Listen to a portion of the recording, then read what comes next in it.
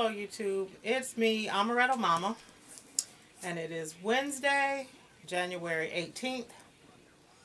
I'm coming with another Empire review. It is Season 1, Episode 7. It's called Our Dancing Days. I really don't have much to say about this episode. This episode was kind of sad to me. I almost cried a couple times. So let me just start from the beginning. I won't go through every single scene. This ain't going to be no 25-minute video either. It's going to be just a quick video. First thing that tripped me out was that Olivia, that's being played by, what's that girl name? Raven. Yeah, Raven Simone. Olivia dropped that little girl off and left her in the elevator to be discovered by Becky, who had to get security to unlock the elevator because the elevator was stuck on the 17th floor. Which made me wonder, how long had that little girl been on that doggone elevator? Anyways, then they cut over to Lucius, and he didn't look too good. He and Cookie were in the room talking about the little baby. What's the little girl's name? I don't know. I can't remember her name either. I have no idea. Ain't that strange? Anyway, so Cookie was yelling at Lucius, asking him how could he let that happen to his son? Why did he make him do that? And Lucius fell out. He DFO'd. Done fell out. And so they cut over to him being in the hospital. Well, first, before they went to the hospital, when they was putting him in the ambulance, both Cookie and Anika was trying to get into the ambulance together. Well, broke my heart when Lucius picked Anika over Cookie. Broke my heart. Kind of broke her heart too. She was just standing there with Vernon looking dumbfounded. But anyway, they took him on to the hospital. Cookie did end up going to the hospital to see him, but the doctor wouldn't let her in the room. He had security outside the door. So she just stood there and looked at him through the little window. And he looked up and saw her, and he had a quick little smile on his face, but it disappeared because he was in pain. Then it switches over. This video sucks. I'm just not in the mood. You ever get like that? I'm just not in the mood. Anyway, we're going to make this real short. Michael moved out. Why don't you do it in the morning? Why? Maybe you'll feel better in the morning. Yeah. Maybe you should do it standing up. Standing up? Yeah. Why would I do it standing up? Because, get your blood flowing, get your energy levels up. I don't want my energy levels up. You okay? You depressed? Why am I depressed? I'm asking. You depressed? No. I'm not depressed. Do I look depressed? No. Is this the face of a depressed Your woman? eyes are red, though. I think I'm sleepy. No. Yeah, because I only slept 4 hours today, so I am a little bit sleepy. But anyway, Michael moved out of the house. He left Jamal standing on the curb. The reason he left is because he just, like I said last week, he felt that Jamal was paying more attention to his career than his relationship with Michael. And now that Jamal has that little baby girl, Michael just felt like, I'm out of here. I can't compete with none of this. I can't compete with your music. That's your first love. Now you got a daughter. How can I compete with her? I'm out of here. Although if he just would realize you don't have to compete with nobody's children, I don't think. Anyway. Usually.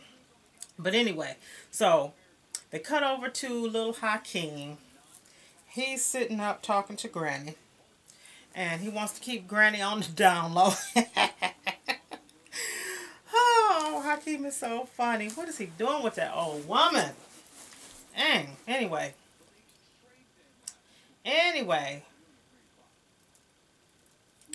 They switch over to L. L is supposed to open up at the IPO because some of those people, some of those older investors, and older white guys loved her from back in the day. Well, she had come in. She was sober, clean, ready to go ahead on and do her show. And that doggone Anika put something in her drink.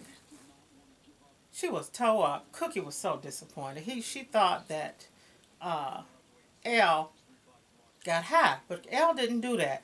Anika put something in her drink. I just wish that other girl, Portia, who always on that doggone phone with the camera, would have caught that on tape.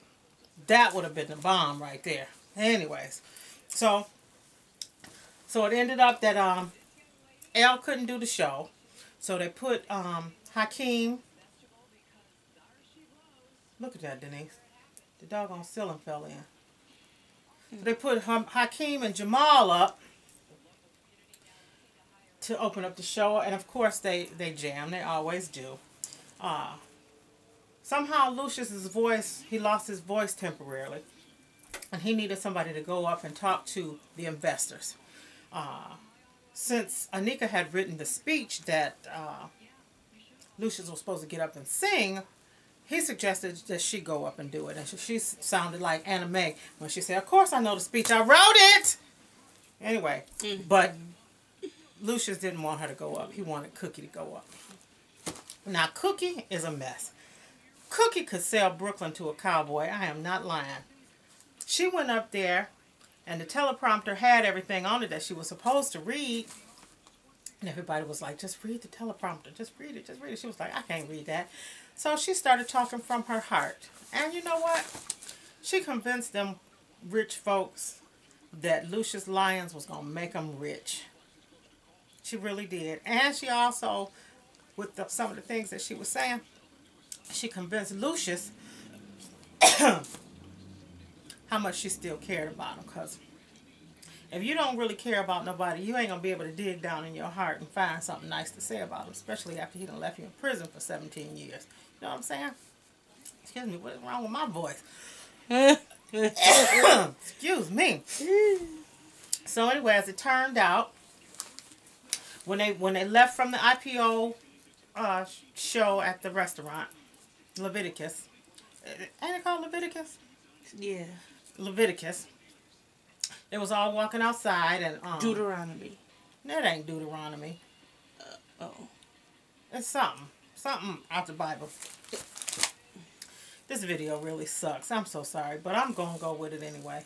So Lucius puts Anika in the car because she's got a meeting in Chicago.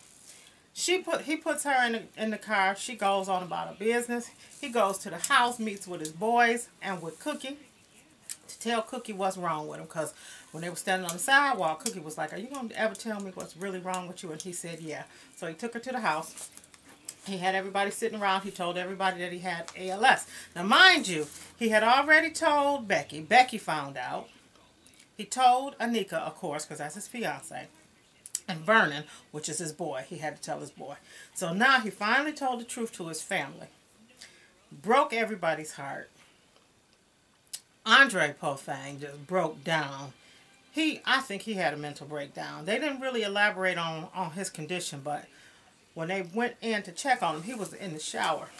All the clothes on. Fully dressed, with all his clothes on, just sitting in the water mumbling. His wife, Rhonda, had to slap him a little bit to get him to calm down. And it looked like he might have been calming down a little bit. Of course, Hakeem was angry.